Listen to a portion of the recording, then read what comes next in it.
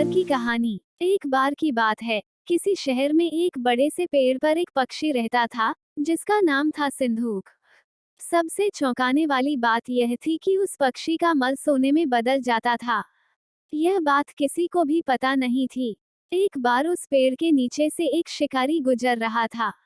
शिकारी उस पेड़ के नीचे आराम करने के लिए ठहरा। वो आराम कर ही रहा था कि इतने में सिंधूक पक्षी ने उसके सामने मल त्याग कर दिया। जैसे ही पक्षी का मल जमीन पर पड़ा, वो सोने में बदल गया। यह देखते ही शिकारी बहुत खुश हुआ और उसने उस पक्षी को पकड़ने के लिए जाल बिछाया।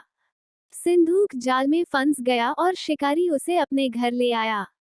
पिंजरे में बंद सिंधूक को देख शिकारी को चिंता सताने लगी कि अगर राजा को इस बारे में पता चला, तो वो न सिर्फ सिंधूक को दरबार में पेश करने को कहेंगे बल्कि मुझे भी सजा देंगे।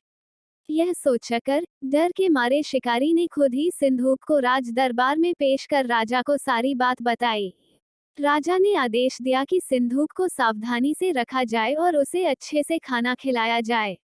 ये सब सुनने के बाद मंत्री ने राजा को कहा, आप इस बेवकूफ शिकारी की बात पर भरोसा मत कीजिए।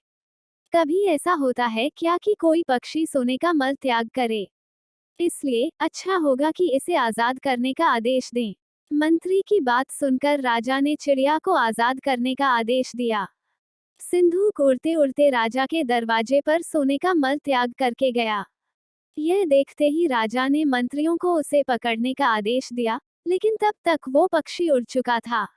उड़ते उड़ते सिंधूक कह गया, मैं बेवकूफ था, जो शिकारी के सामने मल त्याग किया। शिकारी बेवकूफ था, जो मुझे राजा के पास ले गया। राजा बेवकूफ था, जो मंत्री की बात में आ गया। सभी बेवकूफ एक जगह ही हैं।